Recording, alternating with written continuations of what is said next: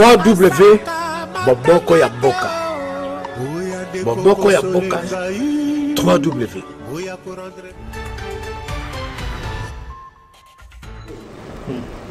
Jusqu'au soir pour gérer l'ail. Donc, on dit, on gérer et le koyo, vous tous Très bien. Allez, mesdames et messieurs, on va à présent te permettre avec Achama Maïna Monoko à se reposer. Toutiga Bino Bolanda.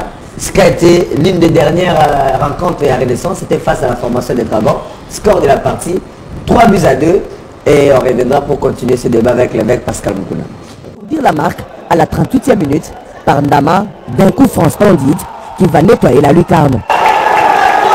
L'évêque Pascal Moukouna débarque dans les tribunes, question d'accompagner le sien, mais le numéro 1 de Renaissance va assister plutôt à une deuxième mi-temps de baisse de régime. Président Nabiso consomme, il m'a dit que à cela qui m'a interviewé sur ma club de déplacement, toujours souffrir. Donc c'est seulement dans ce pays où le club est pensé soutenir. La semaine, moko toujours beta match à Tamibane. Beaucoup bêta mardi, beaucoup bêta dimanche, tout samedi. Ce qui est le cas déplacement, vous avez se déplacer 2 fois la semaine. Mais nous avons koyebisayo. Nazala qui na ministère ya province de finance. Na tuni bango. Ou bien besoin de la Renaissance. Parce que tout le monde va se plaindre dans le niveau de se plaindre. Bissot c'est déjà 2 mois. Au Renaissance, a se déplacer dans la freine. Ah bon? Oui. Sans l'hôtel de ville de Kinshasa. Sans l'hôtel de ville de Kinshasa. Président Conseil il faut que non seulement dans la province de Zoloba, c'est plus que toujours Bunda. Ce que c'est le Bunda, on était, ne se peut tout tiki, ne pas de la province. N'a pas le boboy. Tout ça, match, Kolongwa, Goma, Bissomoko. Kolongwa Goma, Kouya Kinshasa, Bissomoko. Kolongwa Kinshasa, Ougande Lubumbashi, Bissomoko. Kolongwa Lubumbashi, Koye Paboy, Bissomoko. Tolongwa Lubumbashi, mais Koye Traya, Ao Kinshasa, Touké Lubumbashi, Bissomoko. Tolongwa Lubumbashi, Toyao, Bissomoko. Mais on va faire 10 billets dans chaque club. Tu n'as pas même billet. C'est pas possible. Tu connais les Bandeko. Même 10 billets jusqu'à présent.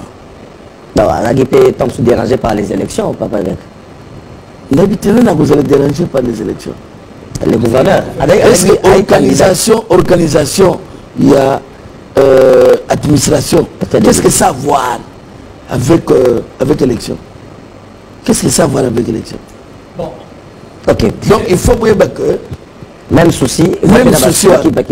Tu as par exemple le terrain, il y a foot. Il y a la matete, il y a la barumbo, il y a la nid. Mais Bakli de $100, $200 chaque jour pour nous faire la terrain. Est-ce que l'État a causé terrain, il y a barumbo? Telle équipe s'entraîne, et ça a 2 heures. Et telle équipe s'entraîne, et ça a 2 heures. Mais pourquoi le stade municipal est fermé, dans le moment où le grand club va souffrir? Très bien. Est-ce que c'est un débat par rapport au stade, parce qu'on ne va pas ouvrir les dossiers stade municipal, nous devons connaître quelque chose par rapport à le stade. On a Tozongeli Maramouya, Renaissance du Congo, match au Bilima. Bilima a mené 3-0. Bazo mené Bilima. Bazo mené Bilima 3-0. Oye, au Koti, au Vandovandi, Bilima à 9. À Zomisio 2 buts. Bato Bimi Stade. Non, on a coûté 3-1. Voilà. Bato Bimi Stade, Balobi, yo kokiko se pelaté parce que Makamba Victor wana est alioté. Lelo yo. Pour aller au stade d'abord. Lelo yo. Est-ce que au commis personne non grata na stade to au commis na yomo soko ye stade Renaissance organisé. Est-ce que lelo na stade? Nazaki na stade. Wapi? Ngai na fande côté ya Vecleb. Ofanda kunate? Stade mutu akofanda côté ya Sepeli. ozomona teni naza nango nazalaki na stade nafandi nakendeki mpe avant. Alors nini faut toloba na bato oyo wana équipe gagné non équipe esali nini des autres eza nini nde eloko toti koloba eza na bato spécialement bayaka baza mpe bato ya renaissance te baza mpe bato ya DCMP te bazoya mpona korecréer trouble na basata na bitaki bosala boye balongola bango bapoint tosouffrir nango mingi toza kozwila yango mayele bato wana bayaka soki bozali lekenge te bakiti ti na terrain bapesi bino amande bakati bino mbongo. Très bien. On va finir de ne croyez pas que bato omonaka na stade wana que bango nyonso baza bato. Une dernière préoccupation, en tout cas le temps le fait vraiment, on va aller vite. On doit le makambo ya Lubumbashi, boke, somi ba joueur na bo, eza ba bon. Les loyo baza ko accuser yo de méchission, d'opacité, il faut démissionner. Les loyo bisabiso devant cette caméra. Bato ba lingi yo long. Na kotanga ba komona bango tingi, sangani, groupe na bango, na ba misuso na ebité. Bapesi combien? Na ba recrutement oyo. Dakata Renaissance. Question polémique. On m'a mis sur une question, mais on a répondre, n'a jamais répondre yo avec ma main sur mon cœur. N'a joué un franc yamuté. C'est vrai. Oui. Ce qu'on a joué un franc na yoté, mais je suis aux amis que nous les amis. Vous vous rendez compte? Nous avons ici $100 naye ache ao. Nous avons au $100 oyo, nous avons nous au salaire. Je n'en veux à personne. Ce qui ne croyait pas jouer à une moutoula radio. C'était. Mais le monde est le côté. Ah, on a zolo tout ça na télévision, tout ça na radio. Le monde est le côté. Bah, je rosé comme on a.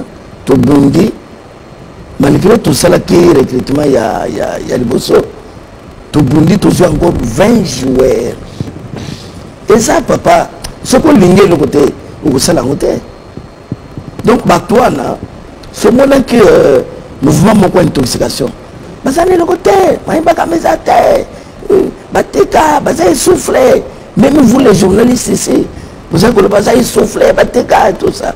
Et ça dit, message pour intoxiquer les esprits des gens. Ok, ensuite, avec dernier message, parce que tu as vraiment, na supporter na balandi en 30 secondes, nini ba supporter ba équipe gagner lelo et quel est le message pour toi Kabana lelo? Renaissance arrive. Et c'est quoi? Arrive aux Ananzelet. Merci. Monstre. Ou foudre nini yake tukendela yao un wala makamakala mais il y a ce que peso ya très bien. Donc Doudou attention bon Simbaka qui Renaissance arrive. Très bien. Allez, c'était là l'évêque Pascal Mukuna comme d'habitude hein. Renaissance arrive, c'est donc le maître mot et nous lisons en profitant de l'opportunité pour mettre un terme à ces 55 minutes d'actualité sportive, mesdames et messieurs, sur Télé 50. Nous remercions d'abord mon co-débatteur, mon co-présentateur aujourd'hui, Pati Mukuna. Merci. Pour des brillantes analyses, mais également merci à notre invité, l'évêque Pascal Mukuna. Merci. C'est votre maison à chaque fois qu'il y a des besoins. En tout cas, n'hésitez pas pour venir. À vous également, chers amis téléspectateurs, merci à l'équipe technique, on l'avait déjà dit. Je vous laisse entre les très bonnes mains de Marlon Kachamou pour la grande édition du journal de 19h. En tout cas, entre-temps, restez au contact du programme de Télé 50 qui reste à continu sur le www.tele50.com. Au revoir. www.boboko ya boka 3W